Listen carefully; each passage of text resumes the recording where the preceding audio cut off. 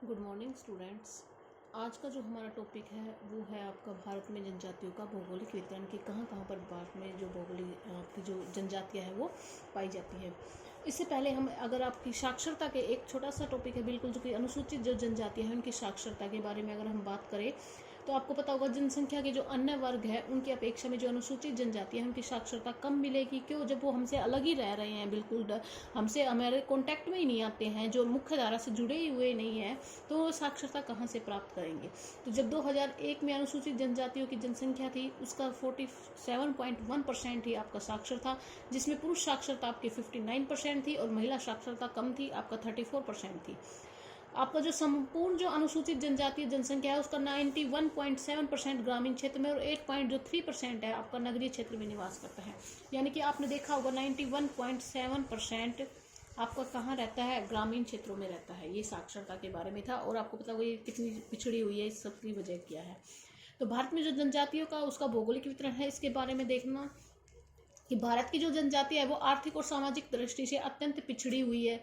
ये लोग बंजर और कम बसे हुए या पहाड़ी दूर दराज के पठारी जो प्रदेश है मरुस्थलों में मिलेंगे, वनों में मिलेंगे, या जो आपका हम जो सभ्य समाज है उनसे दूर रहकर अपना जीवन व्यतीत करती है। उनसे दूर रहने में ही खुशी मिलती है इनको, ये हमसे मिलकर रहना नहीं चाहते हैं। क्यों? क्योंकि जब ये मिलते हैं हम अगर हमारे साथ इनका मिश्रण हो जाएगा तो इनकी जो संस्कृति है वो नष्ट हो जाएगी। तो ये अपनी संस्कृति को बनाए रखने के लिए सबसे अलग रहते हैं।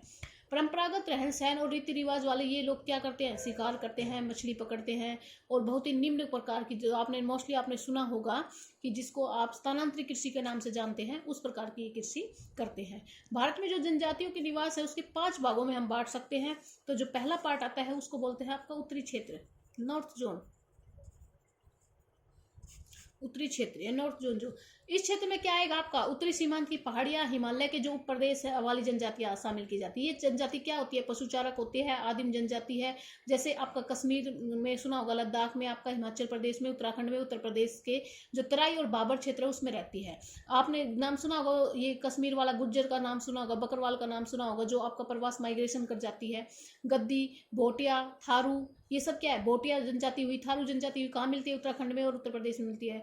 आपकी चेरी जनजाति हुई, आदि भारत के उत्तरी क्षेत्र में पाई जाने वाली जनजाति। और ये जनजाति किस प्रजाति के अवशेष मानी जाती है, किसकी मानी जाती है, आपकी मंगोलाइड प्रजाति का। मंगोलाइड जो प्रजाति है ना उसकी मानी जाती है ये। सेकंड आता है आपका पूर्वोत्तर क्षेत्र।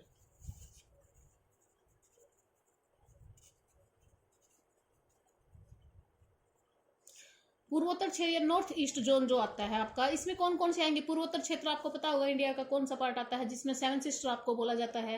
असम, अरुणाचल प्रदेश, जो आपका आपका मिजोरम में, आपका मेघालय व त्रिपुरा व वो सब आते हैं आपके नॉर्थ ईस्ट वाले पार्ट में।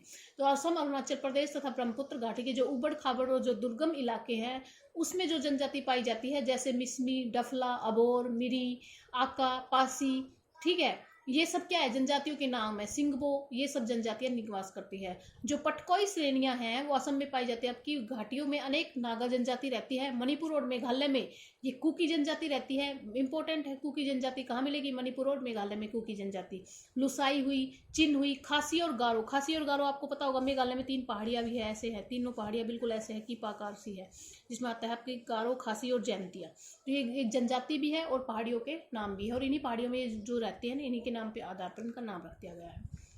इनमें से अनेक जनजातियां पूर्व से आकर भारत में बस गई थी। हिमालय के जो उप प्रदेश है जैसे सिक्किम और जो दार्जिलिंग है उसमें पाई जाने वाली अनेक जनजातियां किसकी है, लेप्चा सर्वाधिक उल्लेखनीय है। यानी कि सिक्किम में और अरुणाचल प्रदेश, आपका ये जो दार्जिलिंग है, दार्जिलिंग कहाँ पड़ता है, पश्चिम बंगाल में पड़ता है आपका।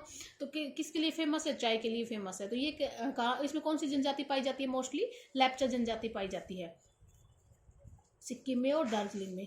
मैंने आपको बताया था कि जो ये जो अभी अभी मैंने नॉर्थ ईस्ट वाली जितनी भी जनजातियां बताई है ना, ये कौन सी है, ये मात्र सत्तात्मक है ये।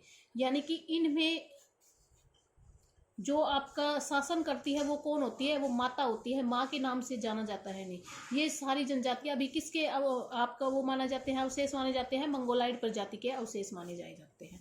थर्ड आपका आता है मध्यवर्ती क्षेत्र,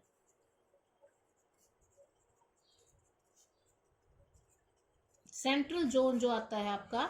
इसमें पूर्वोत्तर क्षेत्र से जो आपका गारो और राजमहल की पहाड़ी द्वारा जो पृथक होता है, आपको पता होगा मेघालय वाला जो पार्ट है वो सब गारो खासी जयंती है, और जो राजमहल की पहाड़ी है जो आपका कहाँ पाई जाती है, झारखंड में पाई जाती है, उनसे हमारा जो नॉर्थ ईस्ट वाला क्षेत्र है वो अलग होता है। इसके अंतर्गत जो मध्य भारत के पठार है, पहाड़ी है, जंगल है, वो आते हैं। उत्तर में जो नर्मदा नदी है और गंगा नदियों के दक्षिण में जो कृष्ण नदी के बीच का जो क्षेत्र है ना, वो इसमें आता है आपका।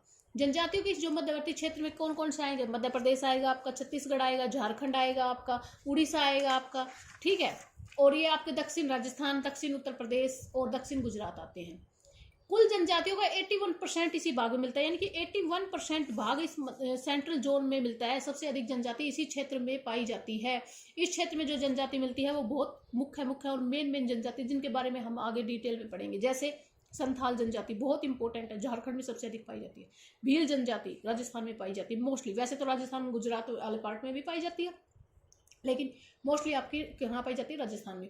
संथाल हुई, भील हुई, मुंडा हुई, कोल, खरिया, गोंड, खोंड, आपने सुना होगा, करेली, कोरकू, इस क्षेत्र की प्रमुख जनजातियां हैं। यहाँ जो बस्तर क्षेत्र है आपने सुना होगा, नक्सलवाद के लिए फेमस है, ठीक है। तो बस्तर क्षेत्र कहाँ है, छत्तीसगढ़ में पड़ता है। सबसे अनोखी किस्म की जनजातियां पाई जाती है बस्तर क्षेत्र में।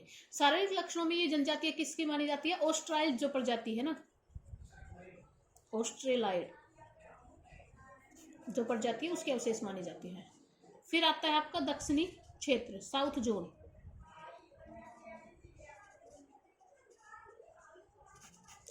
दक्षिणी क्षेत्र में कृष्णा नदी से दक्षिण से कन्याकुमारी तक विस्तृत जो क्षेत्र है, कृष्णा गोदावरी नदी का नाम सुना होगा, उससे दक्षिण वाला जो पार्ट है उसमें तमिलनाडु आता है, केरल, कर्नाटक और आंध्र प्रदेश के पठारी और पहाड़ी भाग आते हैं। इसमें जो जनजाति रहती है, चेचू जनजाति है, कनिकट जनजाति है, कोटा जनजाति है, सोलिगा जनजाति है, आदि प्रमुख जनजातियां हैं। इसमें जो जनजाति है किसके अवशेष माने जाते हैं, निग्रिटो को अवशेष माने जाते हैं। और जो लास्ट है आपका द्वीपीय क्षेत्र, आइलैंड जो आपका जोन है वो, ठीक है, द्वीपीय क्षेत्र। अरब सागर में स्थित अंडमान और निकोबार द्वीप समूह, और आपका पता होगा आपका लक्षद्वीप समूह। तो सबसे इंपॉर्टेंट अंडमान निकोबार द्वीप समूह, उसमें जो जनजाति पाई जाती है, ओंग, जरवा और सेंटली, अंडमानी और निकोबारी, ये बहुत इंपॉर्टेंट जनजातियां रहती है। इसकी जो आपका मुख्य भूमि है उससे पृथक होती है ये जनजातियां, और ये अब भी अपने जो मूल लक्षण है उसको बचाए हुए हैं। और इन जो आपका मानव भूगोल है या जो मानव विज्ञान है उसकी दृष्टि से इन जनजातियों का बहुत ही महत्व है। कल हम जो पढ़ेंगे जो भारत की प्रमुख जनजातियां हैं उनके बारे में, जो सबसे पहले जनजाति आएगी संथाल जनजाति, उनके बारे में पढ़ेंगे हम। तो ये टॉपिक आपका यही खत्म होता है।